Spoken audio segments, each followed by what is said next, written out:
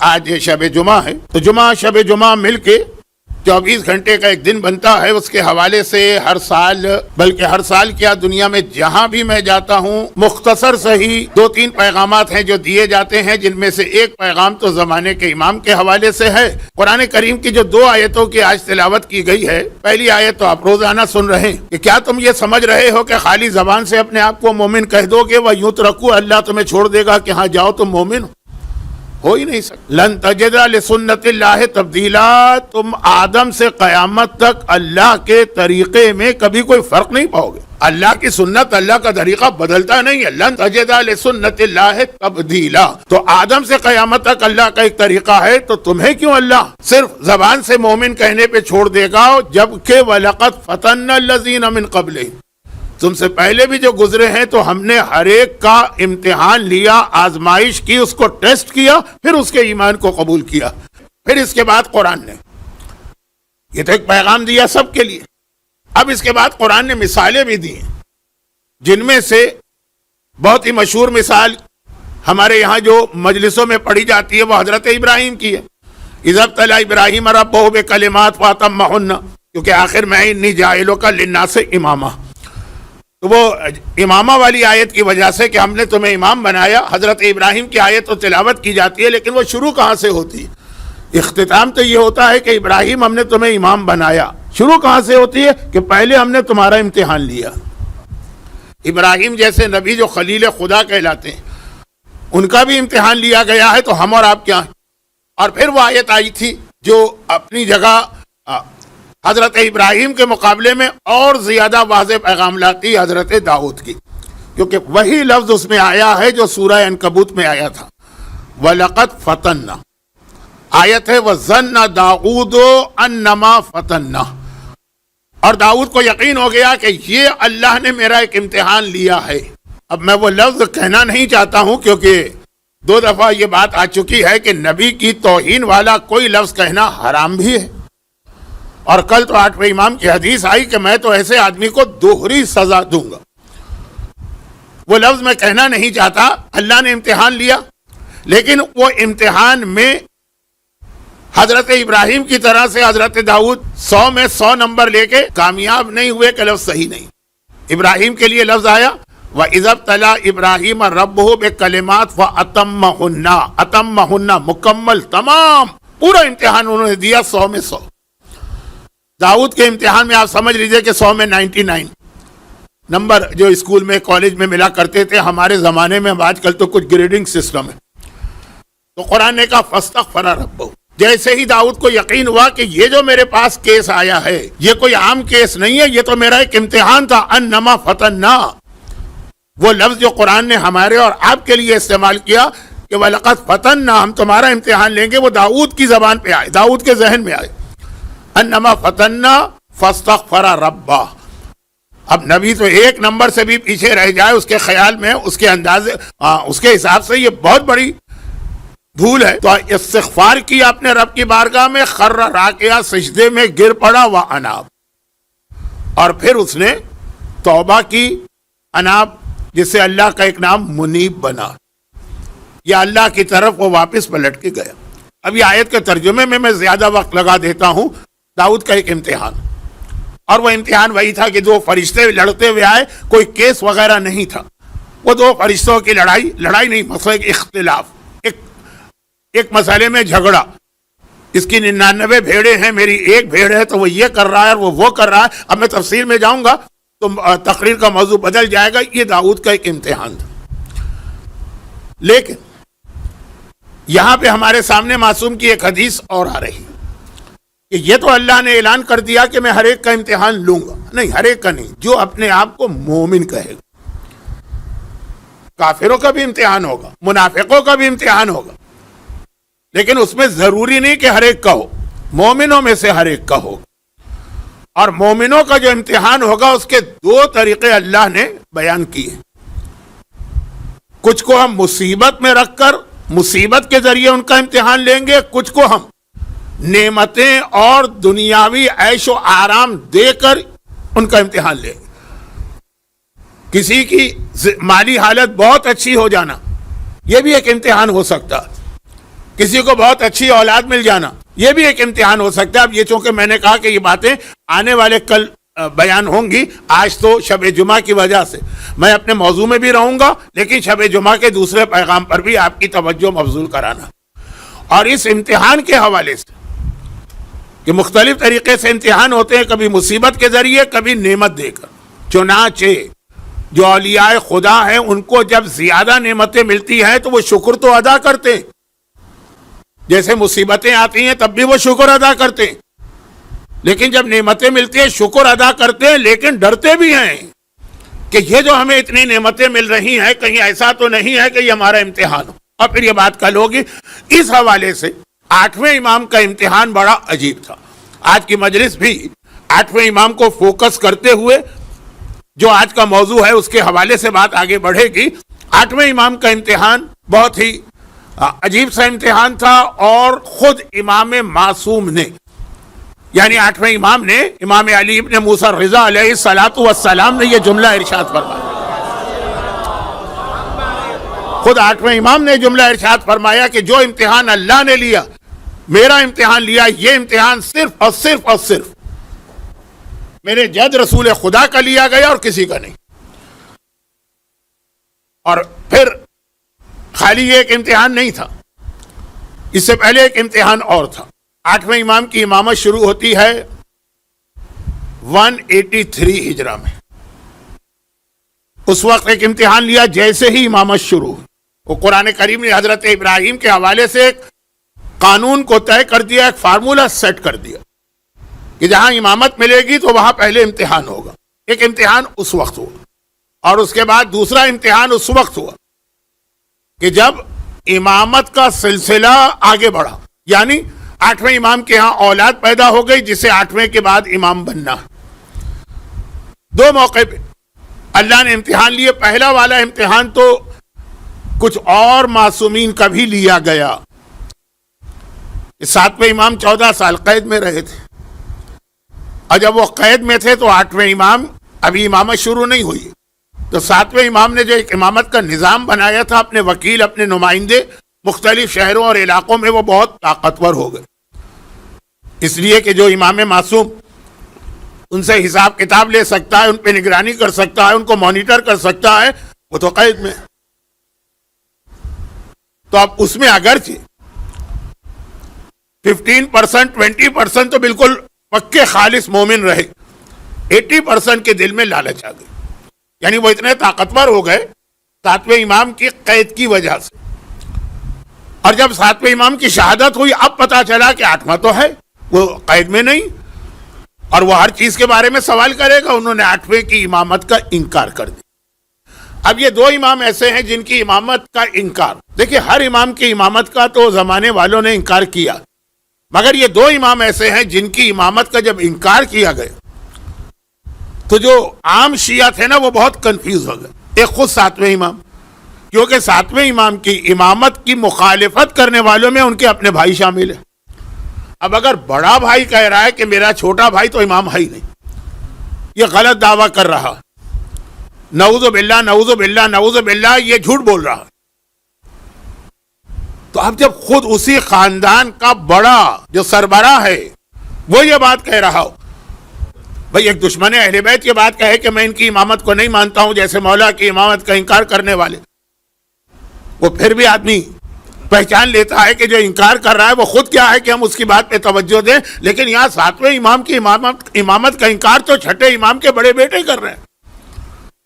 اور عرب ماحول میں ولد اکبر کی اہمیت تو ویسے ہی بہت ہوتی, اور اسلام میں بھی بڑے بیٹے کا ایک خاص اسٹیٹس تو ہے. باپ کی قضا نماز, باپ کی قضا روزے اس پہ آتے ہیں, اور اس کے بدلے میں اسے باپ کی میراث میں سے کچھ زیادہ حصہ ملتا ہے دوسرے بھائیوں کے مقابلے میں.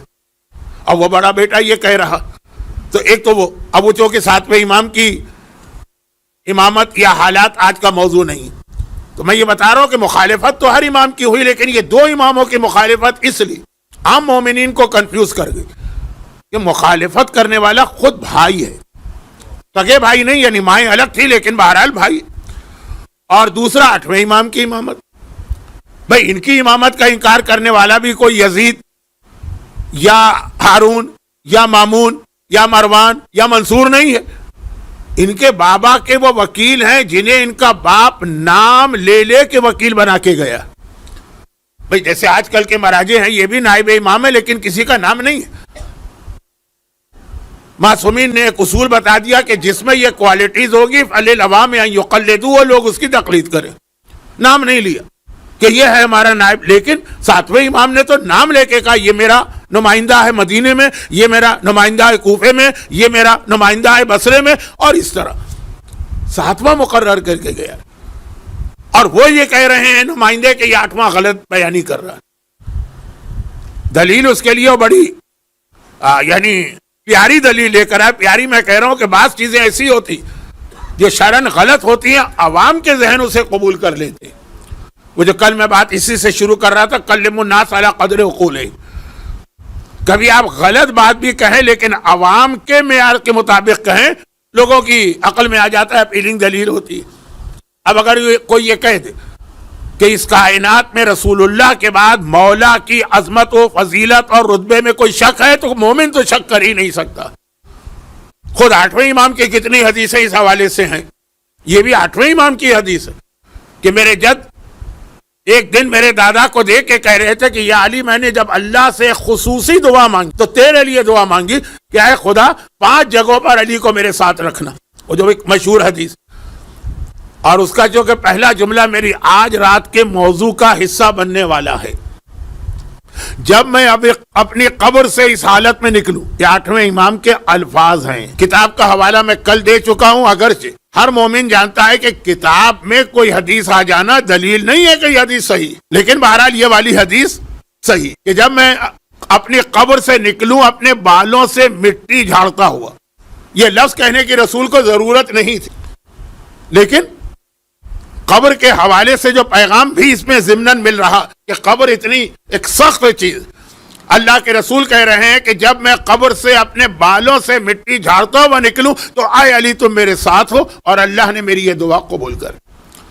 پیغمبر عام جملہ بھی کہہ سکتے تھے کہ جب میں میدان قیامت میں آؤں تو تم میرے ساتھ آؤ. نہیں، جب میں اپنی قبر سے اس حالت میں نکلوں کہ اپنے بالوں سے مٹی کو جھاڑ رہا ہوں.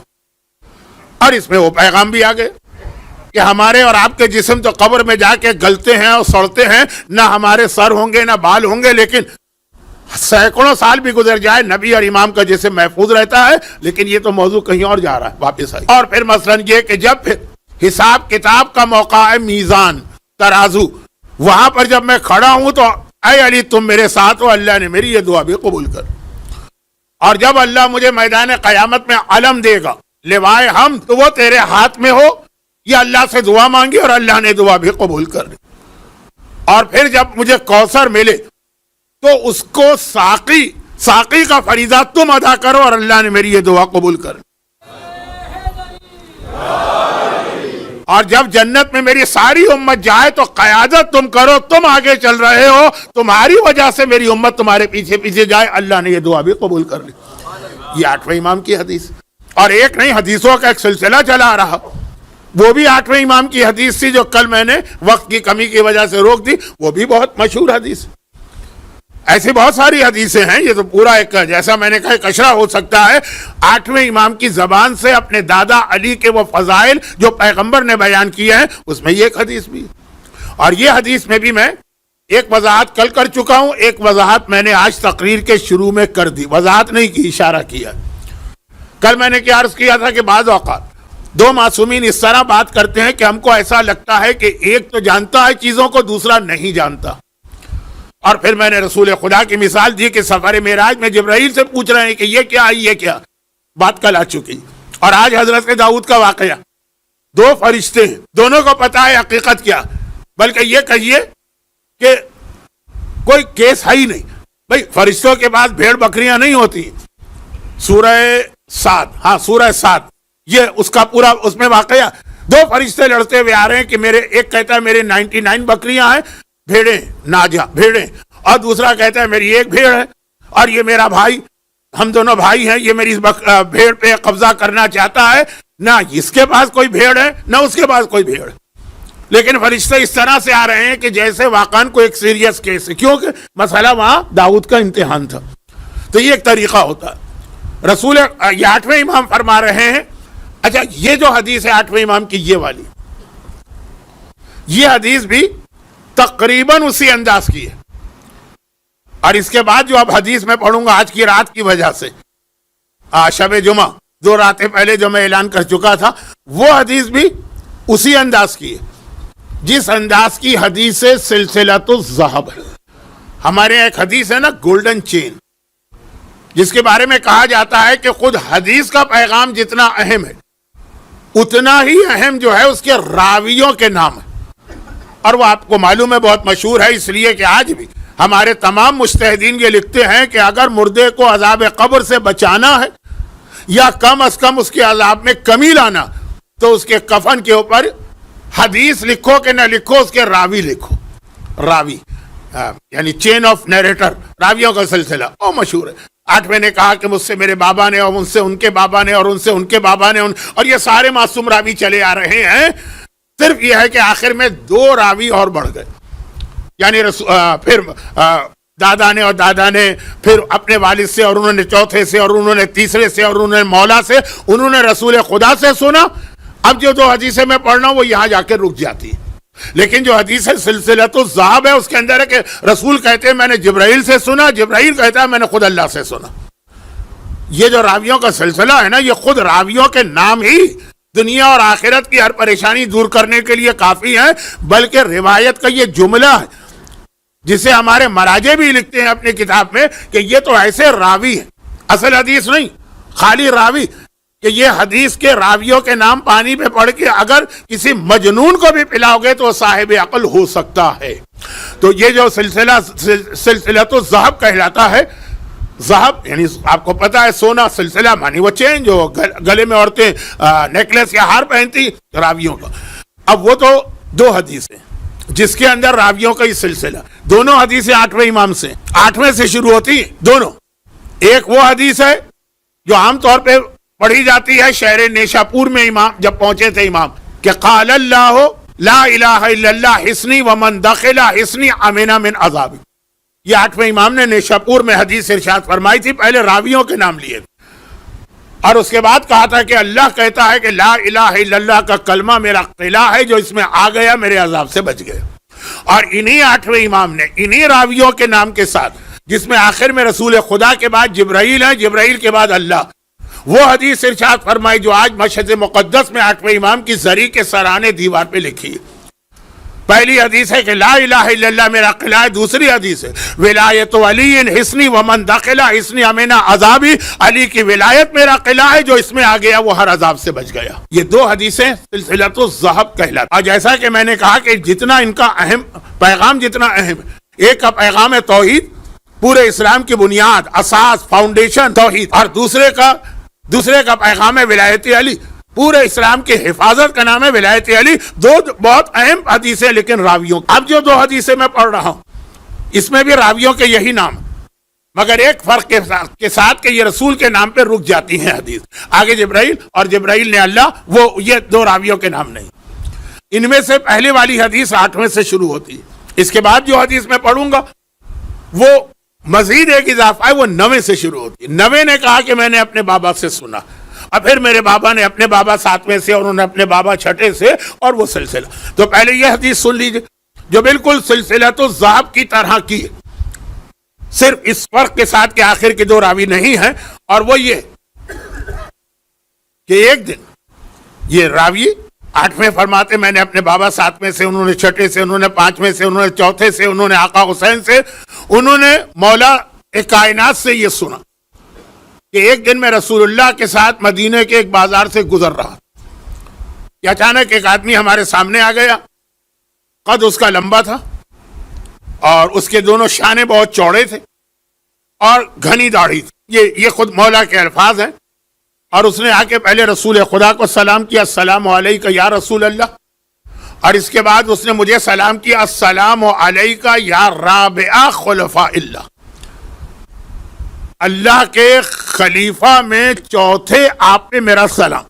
یہ سلام کرنے کے بعد بہت مشہور حدیث ہے, مجلسوں میں پڑھی جاتی ہے. یہ سلام کرنے کے بعد اس نے رسول خدا کو دیکھا اور کہا کہ یا رسول اللہ جو میں نے کہا اور جس طرح سلام کیا یہ صحیح کہا نا؟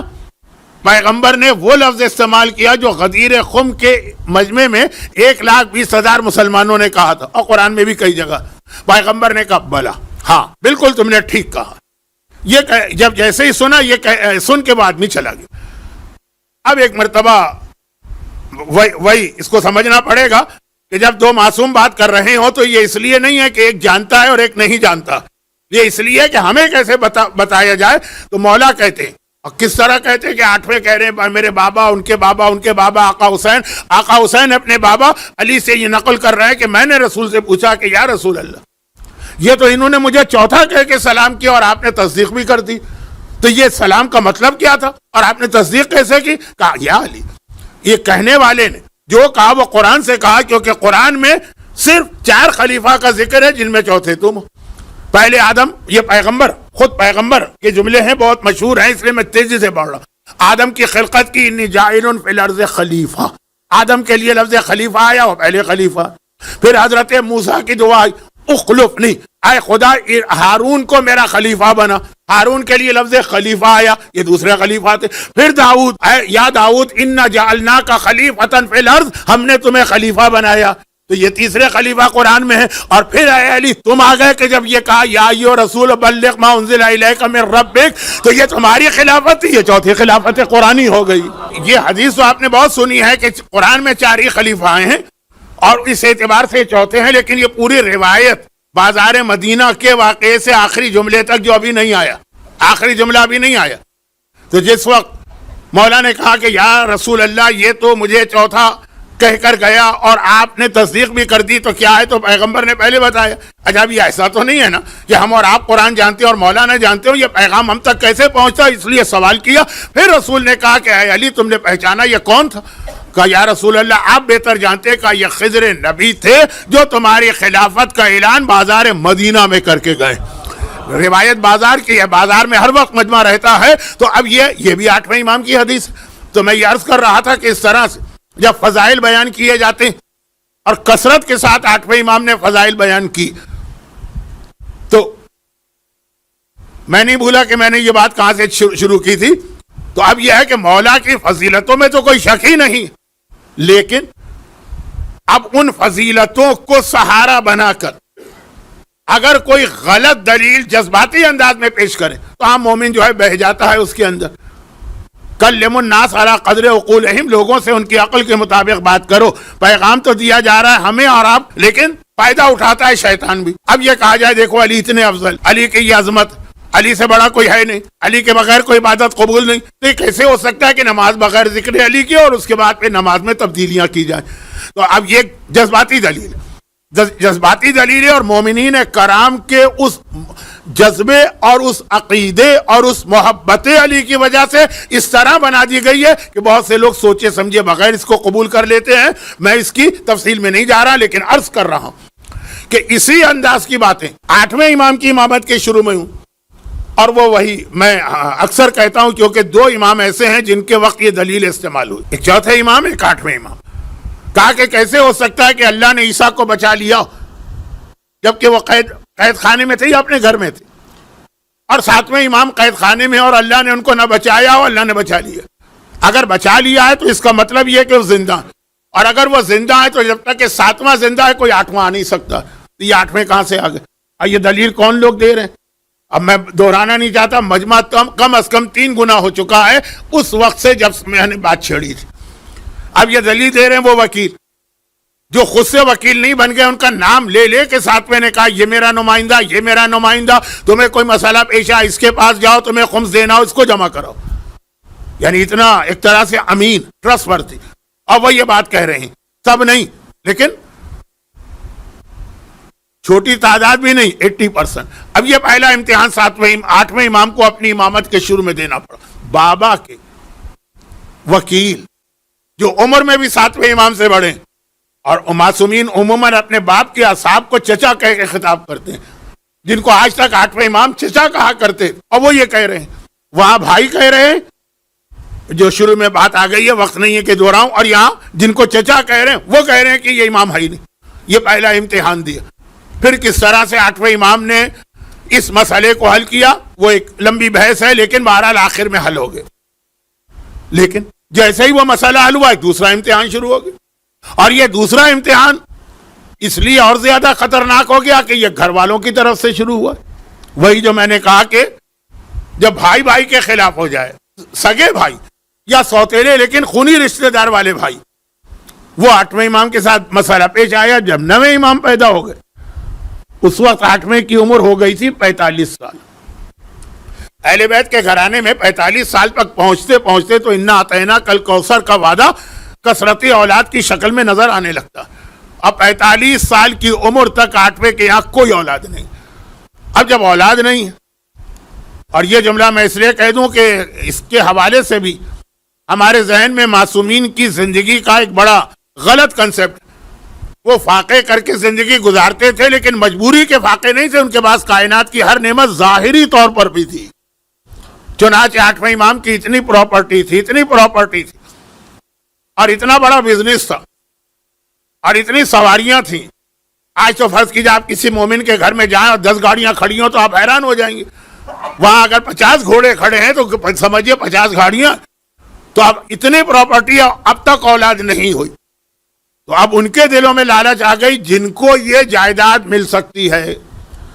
اگر کوئی انسان مر جائے اس کی نہ اولاد ہو نہ والدین تو جائیداد جاتی ہے بہن بھائیوں کو. چھوٹی موٹی رقم تو ہے نہیں کہ آدمی نظر انداز کرے. اب بہن بھائیوں کے دل میں یہ خیال آیا کہ عمر اتنی ہو گئی. آپ دیکھیں گے کہ معصومین کی عمر تقریباً 50 اور 60 کے بیچ میں رہتی تھی. تو اب یہ ہے کہ عمر اتنی ہو گئی ہے کہ عنقریب جو ایک طریقہ چلا آ رہا ہے خاندان امامت میں ایج کا، تو اب عنقریب دنیا سے جانے والے ہیں تو جائیداد ہم کو ملے گی. اور ہو گئے 9ویں امام دنیا کے سامنے آ گئے. اولاد ہو جائے تو چاہے اکیلی ایک اولاد کیوں نہ ہو ساری جائیداد اس کی. وہ بھائیوں کی اور بہنوں کی امیدوں پہ پانی پھر گئے. اب خاندان میں اختلاف پڑ گئے. آدھے بھائی اور آدھی بہنوں نے 9ویں امام کو 8ویں کا بیٹا ماننے سے انکار کر دیا. اب اس میں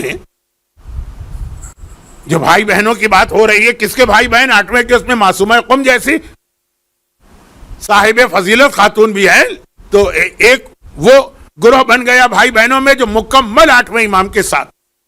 لیکن بھائی بہنوں کی زیادہ تعداد، ایک آدھ نہیں زیادہ تعداد. وہ جو پراپرٹی کا اور پیسے کا، پیسہ بہت بری چیز ہے. آدمی یعنی بھائی بھائی کے درمیان تلوار چل جاتی. بلکہ تو ایسے کیسز بھی آج کل سننے کو آ رہے ہیں پاکستان میں کہ بیٹے باپ کو قتل کر دیتے ہیں کہ بڑے میاں کسی طرح ٹلتے ہی نہیں ہے، کب ملے گی ہمیں جائیداد جب ہم خود بوڑھے ہو جائیں گے. خاندان اہل بیت میں بہت واضح مثال، 9ویں کو 8ویں کا بیٹا ہی نہیں مانا. کہ بیٹا مان لو گے تو ساری جائیداد ان کو جائے گی. اور پھر وہاں اللہ بھی یہ امتحان، اللہ نے بھی امتحان لے لیا.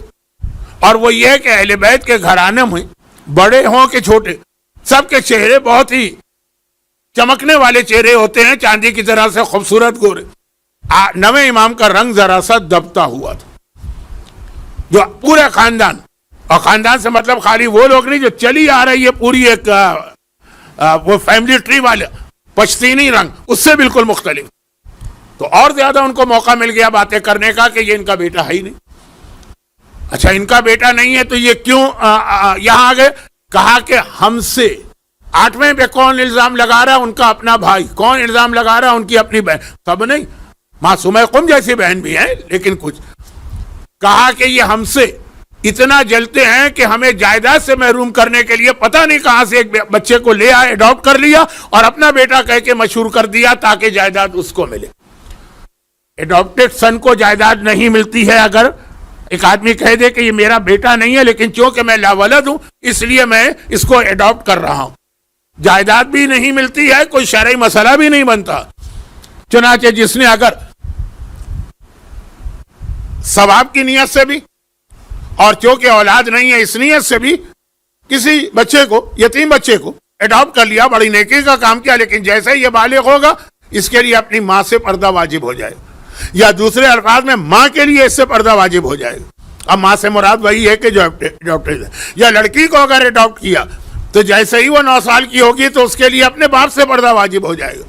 بہت ساری چیزوں کی تفصیل میں گئے بغیر لوگ عمل کر لیتے ہیں، بعد میں بہت پچھتاتے ہیں اور کہتے ہیں اب تو ہم پھنس گئے. آپ کوئی راستہ نکالیے. خیر، بات کہاں سے کہاں چلی گئی ہے 8ویں امام کے بارے میں، لیکن آج کی رات کا بھی ایک موضوع ہے. تو خلاصہ یہ کہ 8ویں امام کو دوسرا امتحان دینا پڑا. اب ذرا دیکھیے، پہلا امتحان بھی دینا پڑا جو تقریباً چچا کے اسٹیٹس پہ لوگ تھے اور اتنے قابل بھروسہ تھے کہ ساتویں نے نام لے لے کے ان سے کہا، ان کے بارے میں کہا کہ تم ان سے رجوع کرو، اور وہی خلاف ہوگا. اور کیسا الزام لگا دیا کہ جھوٹا دعویٰ امامت کر رہے ہیں، نعوذ باللہ. 8ویں وہ امتحان دیا تو یہ جھوٹا دعویٰ آ گیا کہ جسے یہ اپنا وارث قرار دے رہے 9واں امام، وہ امام نہیں کیونکہ ان کا بیٹا ہی نہیں.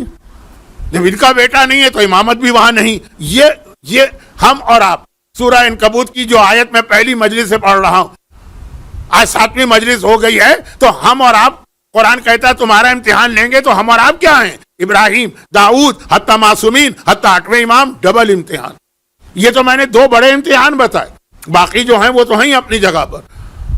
مگر ان سارے امتحانات کے درمیان 8واں اپنے چاہنے والے اور ماننے والوں کو ایک پیغام بار بار دے رہا. کسی کا جوان بیٹا مر گیا. اچھا، کتابیں آج بھی جتنی حدیثیں اب تک میں نے پڑھی ابھی تک، وہ سب اسی کتاب سے ہیں جو شیخ صدوق نے لکھی. اچھا، وہ کتاب کی جو حدیثیں ہیں، پھر وہ حدیثیں دوسری کتابوں میں پھیلی. شیخ صدوق نے کتاب خصال میں بھی کافی حدیثیں کوٹ کی. علامہ مجلسی نے تو تقریباً اس کتاب کی ساری حدیثیں بہار الانوار میں پھیلا کے بیان کر دی. تو یعنی خالی ایک حوالہ نہیں، حوالے بہت ہیں. ٹائم نہیں ہے اس لیے میں، اور شاید مجلس عام لوگوں کی مجلس میں اس کی ضرورت بھی نہیں، اس لیے میں زیادہ حوالے نہیں دے رہا. یہ حدیث، کسی کا جوان بیٹا مر گیا اور 8ویں نے دیکھا کہ اس کا بوڑھا باپ، یہ ابو ذر غفاری کا واقعہ آپ کو یاد آ رہا ہوگا، لیکن یہ وہ واقعہ نہیں ہے. ویسے ہی بوڑھا باپ جوان کے لاشے پہ بیٹھا وہ رو رہا. 2 دن یا 3 دن پہلے ایک حدیث آئی تھی کہ وہ کیا رو رہا ہے؟ فرشتے روتے ہیں. جب کسی بوڑھے باپ کا جوان بیٹا مر جائے تو فرشتے روتے ہیں، لیکن باپ تو بہرحال روئے گا اور فرشتوں سے زیادہ روئے گا. اور امام نے اس کو دیکھ کر کہا اس پر رو رہا، اور اس کا خیال نہیں کرتا کہ جہاں یہ گیا ہے ایک دن تو بھی وہیں پہ جائے گا. اس کے لیے کوئی تیاری کی؟ بیٹا مر گیا ہے، پرسے کا وقت ہے، اس کو تسلی دینا ہے، دلاسا دینا. اور امام کہہ رہے ہیں کہ یہ تو گیا، تو بھی تو جانے والا ہے، وہیں جانے والا ہے جہاں یہ گیا. تو کیا تو اس کے لیے تو کوئی تیاری کر کے بیٹھا؟ اور تیاری کسے کہتے ہیں یہ بھی 8ویں امام نے بتائی. البتہ یہ وہ حدیث جو میں نے کہا کہ ایک راوی اس میں شروع میں بڑھ جاتا ہے، آخر میں 2 راوی کم ہیں. آخر والے راوی تو میں بار بار بیان کیا، شروع کا راوی بھی بتا دیا کہ یہ حدیث اصل میں 9ویں امام سے آئی. اور کس نے سنی ہے 9ویں امام سے؟ وہ بھی کوئی معمولی شخصیت نہیں، شاہ عبدالعظیم حسنی. تہران میں جو ایک زیارت ہم کرتے ہیں خاص شاہ عبدالعظیم کی، وہ ہے 9ویں امام کے صحابی. اور انہوں نے یہ فرمایا، جو کہ بہت اہم شخصیت، ورنہ راوی کے لیے لفظ فرمایا نہیں آتا امام کے ساتھ، لیکن چونکہ یہ خود ایک بہت اہم شخصیت، تو انہوں نے فرمایا کہ میں نے 9ویں امام کی جب میں صحبت میں گیا تھا تو ان سے یہ جملہ سنا کہ 9ویں مجھ سے فرما رہے ہیں کہ میرے بابا 8ویں نے یہ کہا. اور پھر وہ سلسلہ چلا، 8واں، 7واں، 6واں، 4تھا، 3 امام حسین اور مولا علی. مولا علی پہ سلسلہ رکا نہیں رکا. مولا نے یہ نہیں کہا کہ میں نے رسول سے سنا، ابھی رک گیا. مولا یہ فرماتے، حدیث بہت مشہور ہو گئی ہے آج کل، اس لیے میں اس کی تفصیل میں نہیں جاؤں گا، پھر بھی پڑھوں گا ضرور. مولا نے کہا کہ ایک دن میں اپنی بیوی کے ساتھ رسول خدا کی زیارت کو گیا، یعنی شہزادی کے ساتھ. مولا اور شہزادی دونوں مل کر، ایک صدیق ہے، صدیق اکبر ہے، اور ایک صدیقہ طاہرہ. یہ صدیق اکبر وہ صدیقہ طاہرہ اس سے ملنے جا رہے ہیں جنہیں کافروں نے بھی صادق و امین کہا. سارے سچے اس حدیث میں جمع ہو گئے، سارے سچے اس حدیث میں جمع ہو گئے ہیں. مولا شہزادی کونین کے ساتھ رسول خدا کی خدمت میں گئے. فاطمہ کے بابا ہیں، علی کے ظاہری اعتبار سے خسر ہیں، ورنہ علی کے بھی بابا ہیں. وہ ابو القاسم والا نقطہ جو میں کل بیان کرتے کرتے رک گیا، اور آج بھی رک گیا کیونکہ وقت نہیں ہے. خیر، جب وہاں پہنچے، اب یہ ہمارے ہاں تو بہت ہوتا ہے کہ بیٹیاں اپنے باپ سے ملاقات کے لیے جاتی ہیں، اپنے شوہر کے ساتھ باپ کے سلام کے لیے حاضر ہوتی، عام بیٹیاں بھی. اب شہزادی جو گئی تو دیکھا کہ رسول خدا زمین پہ بیٹھے ہوئے رو رہے ہیں اور بہت زیادہ رو رہے ہیں، بہت گریہ کر رہے ہیں. عام بیٹی اپنے باپ کی یہ حالت دیکھے، باپ سے ملنے کے لیے جائے، گھر میں پہنچے، دیکھا کہ باپ زمین پہ بیٹھا ہوا رو رہا. کیا حالت ہوگی ایک عام بیٹی؟ بیٹیاں باپ سے زیادہ محبت کرتی ہیں، کوئی اس میں شک ہی نہیں. گھبرا گئی شہزادی. یعنی کائنات کی بڑی سے بڑی مصیبت آ جائے فاطمہ کبھی نہیں گھبرائیں گی، صابرہ. لیکن باپ کو روتا دیکھے مولائے کائنات گھبرا گئے.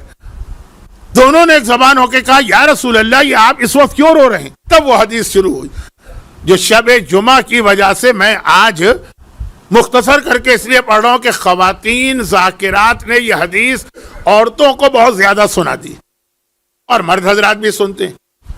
پیغمبر نے کہا کہ اے علی اور اے فاطمہ مجھے اس وقت معراج کا سفر یاد آ رہا، اور اس معراج کے سفر میں نے اپنی امت کی 11 عورتوں کو اس حالت میں دیکھا تھا کہ جب بھی وہ منظر میری آنکھوں کے سامنے آتا ہے میں بے اختیار رونے لگتا ہوں. رو رہے ہیں رسول، خالی حدیث نہیں سنا رہے، روتے ہوئے سنا رہے. شہزادی نے طلب کے کہا تو بابا اپنے امت کی عورتوں کو کس حالت میں دیکھا؟ اب پوری حدیث آپ کو یاد آ گئی، لیکن یہاں پہ 2 چھوٹے فارمولے سن لیجئے، پھر میں حدیث کو آگے بڑھاؤں گا. پہلا فارمولہ یہ ہے کہ ہمارے اصول سے، ہمارے اصول کا مطلب یہ ہے کہ ہمارے عقیدہ اصول دین شامل ہے کہ اللہ عادل ہے، اور عادل کا مطلب یہ ہے کہ اگر ایک جرم 2 آدمیوں نے کیا ہے تو دونوں کو ایک جیسی سزا ملے گی اگر جرم ایک جیسا. یہ ہمارا عقیدہ نہیں ہے جو بعض مسلمانوں کا ہے کہ اللہ قادر مطلق ہے، جو چاہے کر دے. وہ چاہے تو یزید کو بھی جنت میں بھیج سکتا ہے، اور چاہے تو میں نام نہیں لینا چاہتا بڑی قابل احترام شخصیت کو بھی جہنم میں بھیج دے. وہ اللہ جو چاہے کرے. ہمارے یہاں اللہ عادل ہے، تو ایسا نہیں ہے کہ اس انداز سے اللہ نظام چلائے گا. تو جو جرم عورت نے کیا وہی جرم اگر مرد نے کیا تو یہ حدیث مردوں کے لیے ایک بات. دوسری بات، دوسرا فارمولہ دیکھیں، وقت میں وقت ضائع بھی کر دیتا ہوں، خود میں مانتا ہوں. دوسری بات، مردوں کو تو نہیں کہیں گے ہم، بیٹوں کو جائیداد میں بیٹیوں سے ڈبل حصہ ملتا، تو ذمہ داری بھی ڈبل ہوتی ہے، اور شاید اس حوالے سے پھر سزا بھی ڈبل ہو. کئی مسئلے ہیں اسلام کے، چونکہ وقت نہیں ہے تو میں اس کی تفصیل میں نہیں جا رہا، جہاں ایک ہی جرم کی سزا عورت کے لیے کم رکھی ہے، مرد کے لیے زیادہ رکھی. اگر کوئی شخص اسلام لانے کے بعد دوبارہ کفر میں چلا جائے وہ واجب القتل ہے اگر مرد ہے. عورت قتل نہیں ہوگی، وہ جیل میں ڈالی جائے گی. جرم دونوں نے ایک جیسا کیا ہے. اور مثالیں دوں گا تو آج جو اصل موضوع ہے وہ رہ جائے گا. تو اب مرد اگر جائیداد میں ڈبل حصہ لے جاتے ہیں تو امام نے کہا نا کہ ذمہ داریاں بھی ڈبل ہیں. وہ حدیث بھی آپ کو یاد ہے، ابو ہاشم جعفری بہت مشہور صحابی، 11ویں سے نقل کی اور کہا مولا مگر یہی جواب تو چھٹے نے دیا تھا. تب امام نے کہا کہ مجھ میں اور ان میں کیا فرق ہے؟ جو وہ کہیں گے وہ میں کہتا ہوں، جو میں کہہ رہا ہوں وہی وہ کہیں گے. ایک ہی سوال تھا، اور وہ یہ تھا کہ مردوں کو ڈبل حصہ کیوں ملتا ہے؟ کہا اس لیے کہ نان و نفقے کی ساری ذمہ داری مردوں پر ہے، عورتوں کو بالکل اس سے بری کیا ہوا ہے. تو اگر فیسلٹی زیادہ دی جا رہی ہے تو ذمہ داری بھی زیادہ ہے، تو ہو سکتا ہے کہ جو یہ ہے تو مردوں کو یہ ڈبل سزا ملے. اچھا، اب ایک ضمنی بات سن لیجیے. 8ویں امام کے ایک بھائی ہیں زید، جو تاریخ میں کہلاتے ہیں زید النار. اب آپ کو پتا ہے کہ نار مانے آگ. یہ زید النار کیوں کہلاتے ہیں؟ اس کی 2 وجوہات کتابوں میں. ایک وجہ تو یہ ہے کہ انہوں نے جب مامون رشید کے خلاف اعلان بغاوت کیا تھا، کس زمانے میں جب 8ویں امام آ چکے تھے مرو، مدینہ خالی تھا، انہوں نے مدینے کے اندر امامت کا دعویٰ نہیں کیا، بغاوت کا اعلان کر دیا کہ وہ حکمران ظالم ہے تو میں اس کے خلاف اعلان کر رہا ہوں. اور پھر جتنے بھی مامون کے ماننے والے مدینے میں تھے ان کے گھروں کو آگ لگا دی. تو مشہور ہی ہو گئے زید النار. یا مدینہ ہے یا بصرہ، بہرحال شاید بصرہ ہے، اب کنفیوز ہو رہا ہوں میں، لیکن بہرحال جس شہر میں انہوں نے اپنا موومنٹ شروع کیا پہلا کام یہ کیا کہ عباسیوں کے گھروں کو آگ لگا. تو مشہور ہو گئے آگ والے زید، آگ والے زید، کیونکہ زید نام کے 50 آدمی ایک وقت میں ایک شہر میں رہتے. اچھا، ایک اور وجہ بتائی جاتی ہے کہ نہیں یہ بڑے خوبصورت، ان کا چہرہ جو تھا وہ آگ کی طرح سے چمکتا تھا، اس لیے زید الناس جو بھی ہو. پھر آخر اتنی بڑی حکومت سے ٹکرانا آسان تو نہیں تھا نا، چنانچہ آخر میں گرفتار ہوئے، گرفتار کر کے مرو لائے گئے کیپٹل. مامون نے کہا کہ فرزند رسول یہ آپ کا بھائی ہے، میں اس کے بارے میں کوئی فیصلہ نہیں کرتا، یہ آپ کے حوالے، جو دل چاہے آپ کا آپ کیجئے، چھوڑنا چاہیں چھوڑ دیں، سزا دینا چاہیں سزا دیں، واقعہ لمبا نہ ہو جائے. خلاصہ یہ ہے کہ جب یہ یہاں پہ پہنچے تو یہ شہر والوں کے لیے ایک امام زادہ، 8ویں امام کو دیکھ رہے ہیں، پھر ایک اور امام زادہ آ گئے، بڑی عزت مل رہی، سادات کرام کا ہاتھ چوما جا رہا ہے، لوگ پیر چھوتے ہیں. ہمارے آج بھی سندھ و پنجاب میں کلچر ہے پیر چھونے کا، بڑی عزت مل رہی. اور یہ ہر محفل میں بیٹھ کے کہہ رہے تم لوگ کیا ہو، تم سارے کے سارے امتی ہو، تمہاری تو کوئی حیثیت ہی نہیں ہمارے آگے، ہم رسول کی اولاد ہیں، ہمارے لیے جہنم کی آگ حرام. الگ عقیدت میں سن لیتے. 8ویں امام کو اطلاع ملی، کہا اچھا اب اگر کہیں یہ بات کہہ رہا ہوں مجھے اسی وقت بتانا. شہر بہت بڑے بڑے نہیں ہوتے تھے پہلے زمانے. مولا آج بھی وہ ایک محفل میں بیٹھے بات کہہ رہے ہیں، 8ویں امام پہنچے اور کتنے غضبناک ہو کے پہنچے. واقعہ اگر میں یہ خود پڑھ رہا ہوتا، آج کا موضوع ہوتا تو تفصیل بتاتا، اور پھر کس طرح ڈانٹا سب کے سامنے اپنے اس بھائی کو، اور کہا جو تم کہہ رہے ہو یہ اسلام نہیں. اسلام کے اندر ان اکرمکم عند اللہ اتقاکم، اللہ کے پاس رتبہ تقوی کا. پھر وہ جملہ کہا 8ویں امام، جو کہتے ہوئے امام کا جملہ دہراتے ہوئے میرا جسم کانپ اٹھتا، لیکن وہ بات سمجھانے کے لیے کہہ رہے. کہا کہ ہمیں بھی اگر فضیلت ہے تو تقوی سے، اگر کوئی تقوی میں ہم سے آگے نکل جائے، اگر کوئی نکل جائے، جیسے اللہ نے کہا تھا نا موسیٰ اگر یہ پہاڑ رک جائے تو تم مجھے دیکھ سکتے ہو. اللہ کو کوئی دیکھ ہی نہیں سکتا، وہ پہاڑ روک نہیں سکتا. کہا اگر تقوی میں کوئی مجھ سے آگے نکل جائے تو مجھ سے زیادہ صاحب فضیلت بنے گا. یہ تم کیا عقیدہ پھیلا رہے ہو کہ ہم کچھ بھی کریں، امام کی اولاد ہیں تو جہنم کی آگ ہم پر حرام ہے. یہ رتبہ صرف امام کی اس اولاد پر ہے جو معصوم ہے، اور جناب زینب کا نام لیا یا ان کی طرح سے، تم اس میں نہیں آتے ہو. اور یہ بھی یاد رکھو کہ اگر تم کوئی نیکی کرو گے تو اللہ تمہیں دوگنا اجر دے گا، کیونکہ تم نے ایک تو نیکی کی، پھر پیغمبر کی عزت بچائی. اور اگر گناہ کرو گے تو اللہ تمہیں ڈبل عذاب دے گا. ایک تو تم نے گناہ کیا ہے، پھر تم نے پیغمبر کی عزت کو ختم کیا.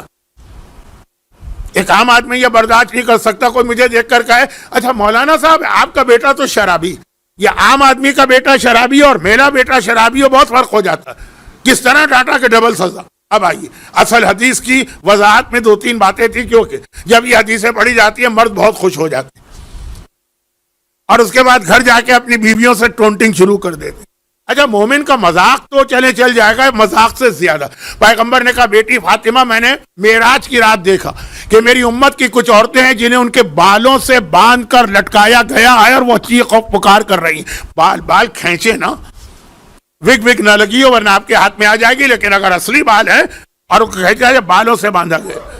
اور میں نے دیکھا میری امت کی کچھ عورتیں جن کی زبان میں سوراخ کر کے اس میں رسی سے ان کو باندھ کے لٹکائے گئے زبان سے، اور کچھ عورتوں کو میں نے دیکھا ان کو ان کے سینے سے باندھ کے لٹکایا گیا، اور کچھ عورتوں کو میں نے دیکھا کہ انہیں اس طرح لٹکایا گیا ہے کہ ان کا آدھا جسم پیر وہ جہنم کے کنویں کے اندر جا رہے ہیں، وہ جل رہی ہیں. پیغمبر نے تفصیل بھی بتائی، لیکن اس وقت تفصیل بتانے کا وقت نہیں رہا.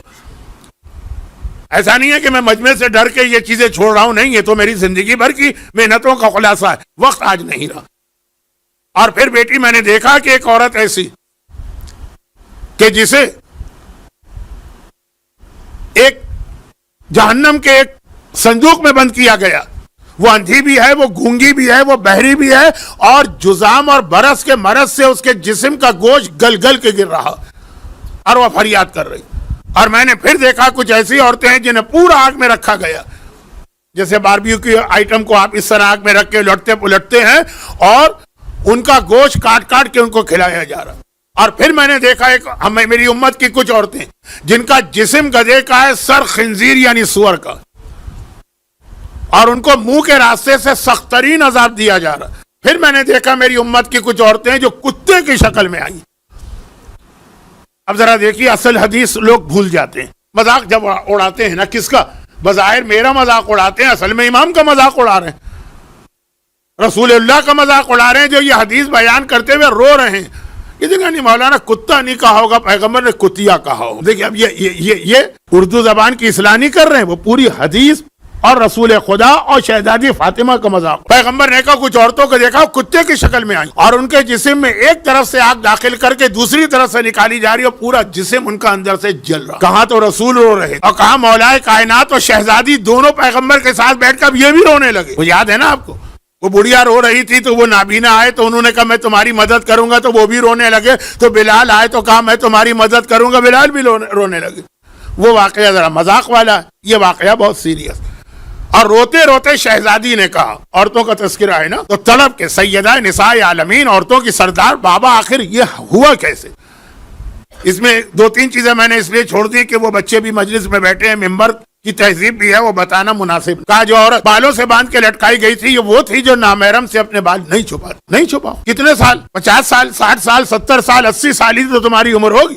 بھئی 70 سال کے بعد تو عورت پر بالوں کا پردہ بھی معاف ہو جاتا ہے، وہ اب بال کھول سکتے. اور 9 سال کی عمر سے شروع ہوتا ہے 50-55 سال کے مزے کے لیے. اب پتہ نہیں اس میں کیا مزہ ہے، مزے کے لیے جو لاکھوں سال کے عذاب کو برداشت کرے اس سے زیادہ احمق، بے وقوف، یا قرآن کے الفاظ میں ان الانسان لفی خسر، گھاٹے والا سودا اور کیا ہوگا. نامحرم سے بال نہیں چھپانا. اور جو عورت اپنی زبان کے ذریعے سے لٹکائی گئی تھی یہ وہ عورت تھی جو اپنی زبان سے اپنے شوہر کو اذیت و تکلیف دے. ہمارے یہاں پاکستان اور انڈیا کے بعض علاقوں میں رواج ہے، سب جگہ نہیں، شریف گھرانوں میں کبھی یہ نہیں ہوتا، لیکن بعض علاقوں میں رواج کہ شوہر بیوی کو مارنا اپنا حق سمجھتا ہے اور بیویاں شوہر سے مار کھانا بھی اپنی ذمہ داریوں میں سمجھتی. یہ میں کیوں کہہ رہا ہوں؟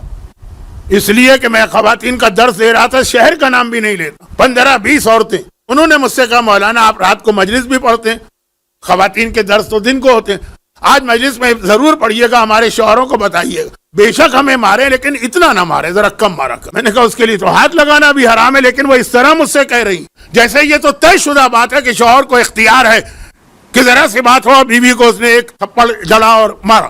یہ عورتیں کہہ رہی ہیں یہ سمجھ کے کہ یہ تو اسلام میں شاید آ گیا ہے حکم، حرام ہے حرام. اگر اس طرح سے بھی ہاتھ لگا کہ اس کی کھال کا رنگ بدل گیا تو دیت واجب ہے، اور ذرا جا کے دیکھیے دیت کی مقدار کیا ہوتی. لیکن مسئلہ یہ ہے کہ مرد کا ہاتھ کب اٹھتا ہے؟ جب عورت کی زبان نہیں رکتی.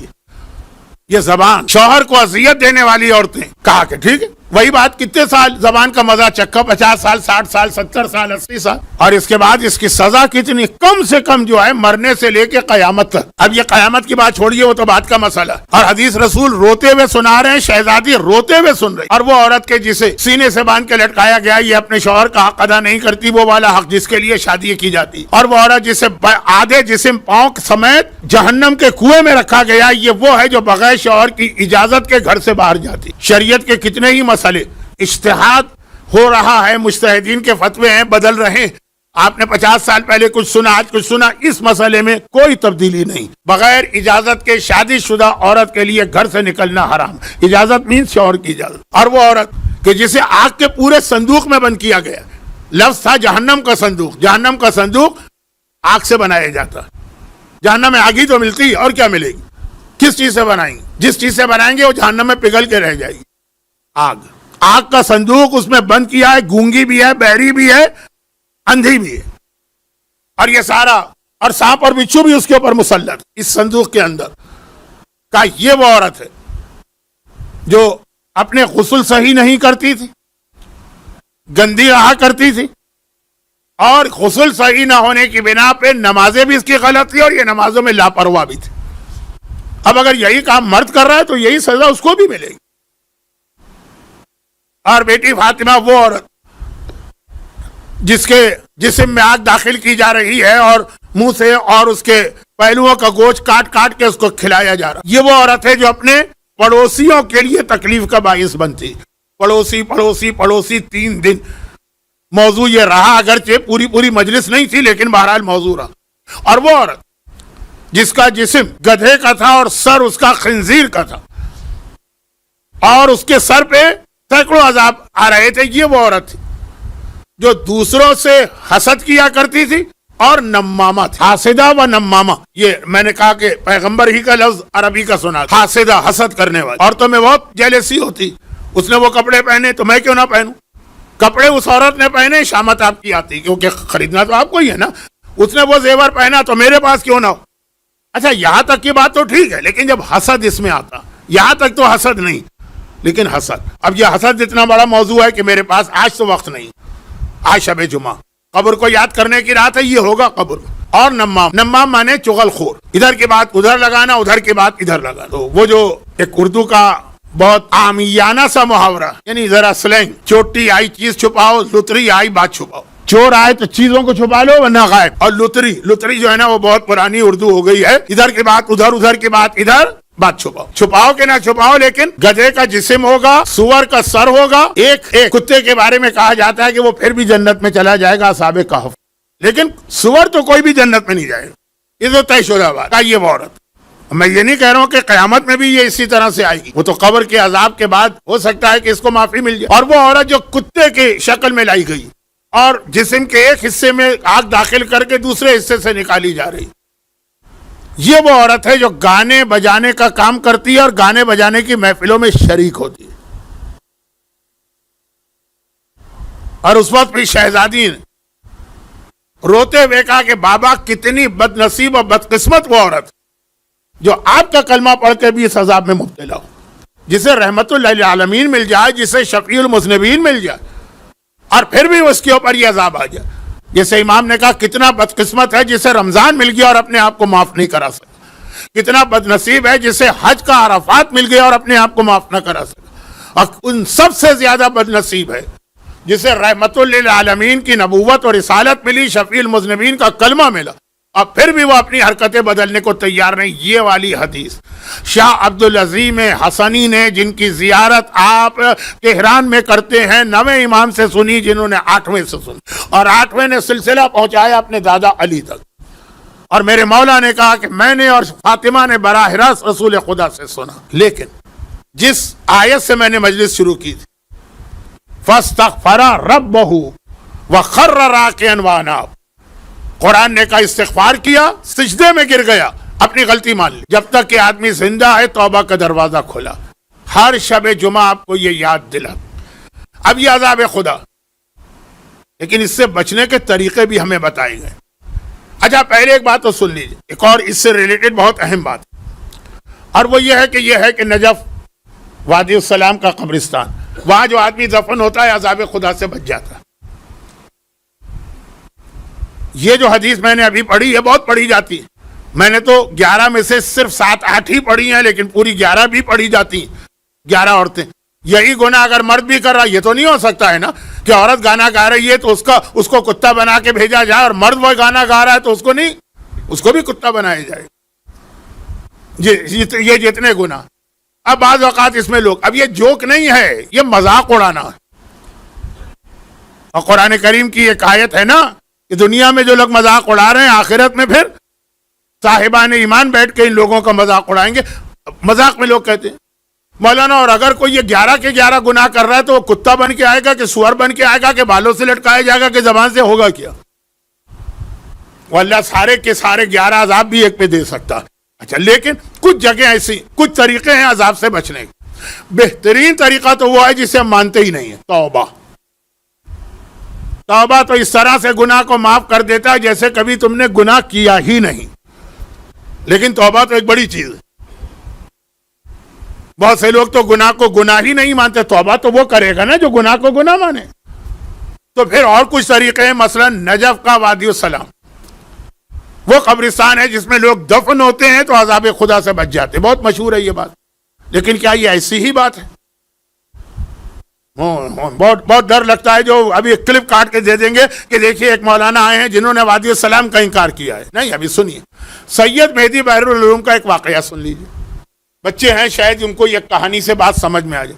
سید مہدی بحر العلوم ہمارے ان 2 مراجع میں سے ایک ہے جن کے بارے میں 100% کنفرم ہے کہ وہ امام زمانہ سے ملاقات کر چکے ہیں, نہیں کرتے تھے. تاریخ تشیعت میں محمد ابن یعقوب کلینی سے لے کر آج آغا سیستانی تک جتنے بڑے مرجع اور مجتہدین گزرے سب کی ملاقات امام سے ہوئی. مگر یہ 2 جو میں ابھی بتا رہا ہوں ان میں اور باقی میں فرق ہے. کیا فرق ہے؟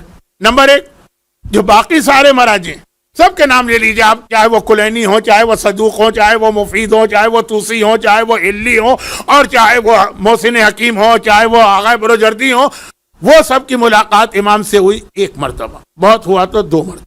یہ دو جو علماء ہیں ان کی ملاقات امام سے سینکڑوں بار ہوئی، ایک۔ دوسری بات، وہ جتنے مراجع ان کی ملاقات امام سے اس وقت ہوئی جب امام نے چاہا۔ یہ 2 مراجع ایسے ہیں کہ جب ان کا دل چاہتا تھا یہ خدمت امام میں پہنچ جاتے ہیں۔ یہ 2 عظیم مرجع۔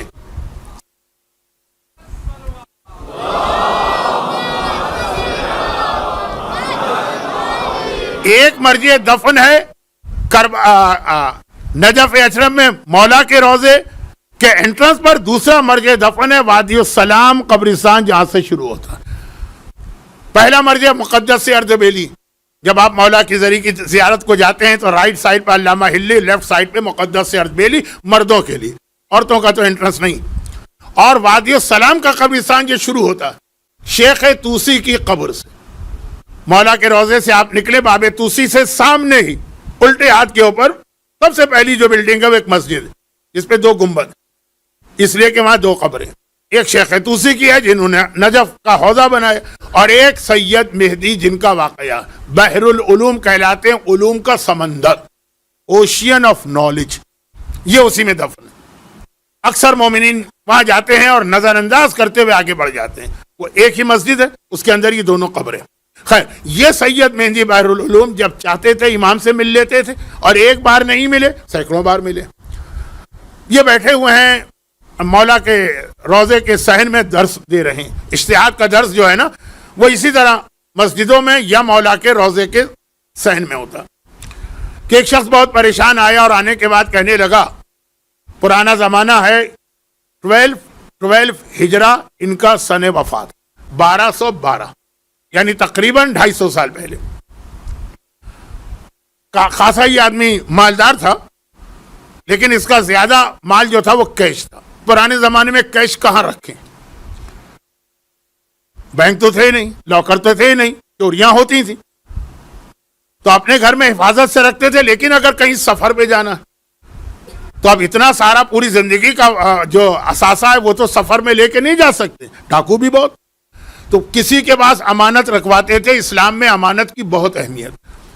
تو نجف میں ایک شخص بہت ہی متقی، بہت ہی پرہیزگار، ہر آدمی اس کے قسم کھائے، اور وہ سچا متقی تھا۔ ایسا نہ ہو کہ آپ یہ سمجھیں کہ وہ کوئی جھوٹا یا فراڈیا، سچا وہ لوگوں کی یہ خدمت کرتا تھا۔ بہت ثواب ہے اس کا، لوگوں کی امانت رکھنے کا ٹائم بالکل نہیں ہے۔ خلاصہ یہ ہے کہ وہ کہیں سفر پہ گیا تو اپنے ساری دولت ان کے پاس رکھوا گیا، اس شخص کے پاس، متقی کے پاس۔ جب واپس آیا پتہ چلا وہ مر گیا۔ اب مر گیا ہے تو اس کا بھی قصور نہیں۔ یہ سید مہدی بحر العلوم کے پاس آ کے کہتا ہے کہ میں اس کے گھر گیا، اس کی بوڑھی بہن نے دروازہ کھولا، میں نے اس کو بات بتائی، اس نے کہا ہمارے پاس تو کوئی اطلاع نہیں، جو رقم تم بتا رہے ہم اپنے آپ کو بھی بھیج دیں، تب بھی اتنا نہیں دے سکتے۔ اب وہ بھی اپنی جگہ صحیح، بہن بھی، مرنے والا بھی اپنی جگہ صحیح، کہیں اس نے ایسی جگہ چھپا کے رکھا ہوگا نا کہ گھر والوں کو بھی پتہ نہ چلے، کسی کی بھی نیت بدل سکتی۔ اور یہ آدمی جس کی ساری دولت لٹ گئی ہے یہ بھی اپنی جگہ صحیح۔ کہا کہ آپ کوئی طریقہ بتائیے۔ اب سید مہدی امام سے بھی ملاقات کرتے ہیں، انہوں نے کہا کہ میں خاص دعا تمہیں بتا رہا ہوں، کسی اور کو کبھی نہیں بتانا۔ یہ دعا ایسی ہے کہ مرنے والے کی قبر پہ جا کے پڑھا، یا کوئی بھی مرنے والا وہ قبر سے نکل کے آ جائے گا اور تمہیں تمہارے جو بھی تم کو پوچھنا ہے تم سے کچھ دیر بات کر لے گا۔ اب یہ دعا بتائی۔ نجف میں تو جتنے لوگ مرتے ہیں وہ سب وادی السلام میں دفن ہوتے ہیں، وہ بھی وادی السلام میں دفن تھا، یہ اس کی قبر پہ گئے۔ قبر تو پتا تھی نا کہ یہ، وہاں جا کے یہ دعا پڑھی تو وہ قبر سے نکلا۔ لیکن یہ دعا پڑھنے والا جو مظلوم ہے گھبرا گیا، یہ تو کوئی اور آدمی نکل کے آ گیا، یہ اس کی قبر ہے۔ گھر والوں نے بتایا، خاندان والوں نے بتایا، یہاں وہاں کوئی اور نکلا۔ بھئی اگر 6 مہینے کے بعد کوئی اور نکلا تو سمجھ میں آتا ہے کہ قبر میں دوسرے مردے دفن ہوتے ہیں، یہ تو ابھی 5 دن پہلے کی بات۔ گھبرا کے کہا تو کون ہے؟ کہا میں ہلا کا رہنے والا ہوں۔ ارے ہلا کا رہنے والا یہاں کیسے آ گیا قبر میں؟ کہا جب میں اپنی قبر میں گیا تو وہ فرشتے آئے جن کو میں گھڑی دیکھ رہا ہوں، جن کو ملائکہ نقالہ کہتے ہیں، یہ پورا ایک الگ موضوع۔ جن کا کام ہے میتوں کو مرنے کے بعد منتقل کرنا، وہ آئے اور آنے کے بعد کہا کہ تو ہلا والے سے، تو اتنا نیک آدمی ہے کہ اگرچہ تو ہلا میں دفن ہوا مگر تیرا رتبہ ہے کہ تجھے وادی السلام میں پہنچایا جائے، ہم تمہیں لینے آئے، یہ کہے کہ مجھے لا کے اس قبر میں سلائے۔ تو کہا کہ اس قبر میں کوئی تھا پہلے سے؟ کہا نہیں، خالی قبر تھی۔ اب یہ آدمی واپس آ گیا علامہ مہدی بحر العلوم کے پاس، کہا کہ یہ آپ نے دعا بتائی، قبر تک گیا، مردہ نکلا مگر کوئی اور ہی نکلا، اور وہ دفن ہلا میں ہوا تھا۔ انہوں نے کہا اچھا اب ایک کام کرو، وہ جو آدمی جو تھا جس نے اپنا انٹروڈکشن کرا، اب ہلا جا کے اس کی قبر پہ ہی دعا پڑھو، شاید کچھ پتہ چل جائے۔ چنانچہ یہ ہلا گیا، اب نجف اور ہلا کتنا فاصلہ ہے، وہ پہنچ گیا وہاں، اور جو قبر اس نے بتائی تھی مرنے والے نے، اس کی قبر پہ جا کے دعا پڑھی تو قبر سے وہی آدمی نکل آیا جس کے پاس امانت رکھوائی تھی نجف والے۔ اب دیکھا ہاں یہ آگے گھبرا کے پوچھا کہ تم یہاں کیسے؟ کہا کہ میں اللہ سے ایک ہی دعا کر رہا تھا کہ خدا بندہ کسی کو بھیج دے جو میرے مسئلے کو دور کرے، مجھ پر سخت ترین عذاب آ رہا تھا جب میں وادی السلام میں دفن ہوا، فرشتے آ گئے، کہا کہ اس کو عذاب دینا، اور وادی السلام میں عذاب آ نہیں سکتا تو اس کو یہاں سے ہلا بھیجو، اور ہلا میں اتنا متقی مومن ہے اس پر عذاب نہیں آنا چاہیے، اس کو وہاں سے یہاں لے کے آؤ۔ میں بہت مختصر کر رہا ہوں واقعے کو کیونکہ اصل چیز پیغام۔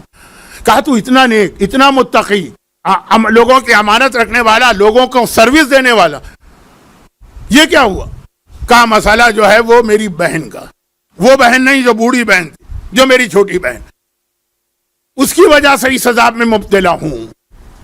اب یہ آدمی نے کہا کہ اچھا، سید مہندی نے کہا تھا کہ زیادہ وقت نہیں ملے گا اس دعا کے بعد، تو اب اس نے کہا مسئلہ چھوڑو، یہ بتا میری امانت کہاں ہے؟ اس نے بتایا ہاں وہ فلاں جگہ زمین کھود کے میں نے دفن کیے، جا کے وہاں سے لے لو، وقت تو تھا نہیں، تو اس لیے بہن کے مسئلے میں گیا نہیں، اپنی امانت، اور فوراً قبر بند وہ واپس چلا گیا۔ یہ واپس آتا ہے، پہلے تو اپنی امانت زمین کھودی مل گئی، پھر سید مہندی کے پاس آیا، مرجے وقت ہیں، عظیم ترین مراجے میں سے ایک ہیں، وہ اپنی جگہ سے کھڑے ہوئے، کہا چلو اس کے گھر میں جا کے اس کی بہن سے بات کرتے ہیں، اس کا عذاب بیچارے کا دور کروائیں۔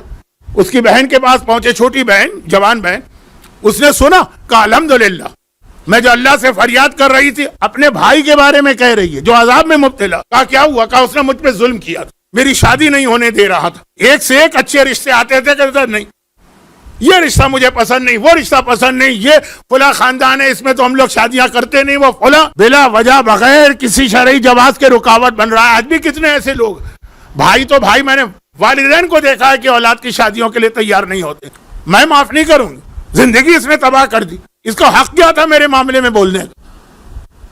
یہاں تک روایت میں کہ سید مہندی بار بار کہتے رہے کہ بیٹی اسے معاف کر دے، اب تیرا تو جو ہو گیا تو ہو گیا، لیکن وہ عذاب میں مبتلا، کہ اس سے زیادہ عذاب ہونا چاہیے۔ آخر جا کے معاملہ اس پہ ٹلا کہ سید مہندی نے ایک بہترین رشتے کا انتخاب کرا کے اس کی شادی بھی کی اور اس کو سارا خرچہ بھی دیا، تب اس نے کہا میں نے اپنے بھائی کو معاف کیا۔ تو اب یہ جو میں بات کہہ رہا تھا جلدی میں سمیٹ رہا ہوں کہ عذاب خدا سے بچنے کے طریقے ہیں، لیکن یہ گارنٹی کیسے کہ اگر ہم وادی السلام میں دفن ہیں تو وہیں دفن رہیں گے؟ ہو سکتا ہے پہلی رات کو فرشتے نکال پھینکے اور پھینک دے ہمیں ہلا میں یا بھیج دے ہمیں کہیں اور، یہ بھی گارنٹی ہونی چاہیے۔ اور اس کے بھی کچھ طریقے ہیں، وہ کل آئیں گے، مگر نہیں، اب کل نہیں، صرف ایک جملہ، اس کا ایک طریقہ سنیے اور بات ختم۔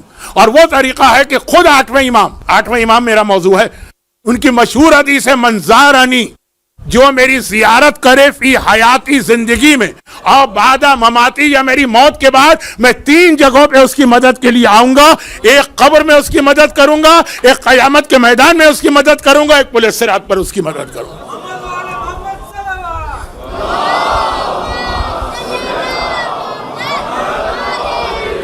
یہ 8ویں کی زیارت، ایک جملہ کہہ رہا ہوں، یہ بہت زیادہ ریسرچ والا جملہ نہیں، لیکن زیارت ہر امام معصوم کی ثواب لاتی ہے، بہت فضیلتیں، پوری کتابیں ہیں، خود کامل الزیارات میں دیکھ لیجئے، رسول خدا سے لے کے 11ویں امام تک کی زیارت کی فضیلتیں۔ لیکن شاید یہ والی ایسی حدیث شاید کہ جس میں امام نے ضمانت و گارنٹی لی، یہ ہے کہ آقا حسین کی زیارت کو جاؤ تو اللہ اتنے گناہ معاف کرے گا، ہر قدم پر اتنی فضیلتیں دے گا، لیکن امام معصوم کہے کہ میں گارنٹی لیتا ہوں، میں ضمانت دیتا ہوں، تبھی تو امام ضامن کہلا رہے ہیں۔ خالی ہرن کی وہ ہرنی کے بچے والے مسئلے کی وجہ سے امام ضامن نہیں ہے، وہ ضمانت لے رہے ہیں کہ میری زیارت کرو تو قبر میں بھی میں آؤں گا۔ پھر کہاں کا عذاب، قیامت میں بھی میں آؤں گا جب نامہ اعمال تولا جائے گا، بولے صراط پر بھی میں آؤں گا. یہ ذمہ داری 8واں امام لے رہا. ہم تو جسارت نہیں کر سکتے امام سے، لیکن 8واں امام کہہ رہا. اور اس کے ساتھ پھر اس جملے کو ملا دی کہ من بکا علی الحسین او ابکا او تبا کا وجبت لہ الجنہ، اور حسین پر آنسو بہاؤ تو دیکھو کس طرح جنت واجب ہوتی. غم حسین زیارت امام رضا. اس کے ساتھ میری امام رضا کے حوالے سے 2 دن کی گفتگو مکمل ہوئی.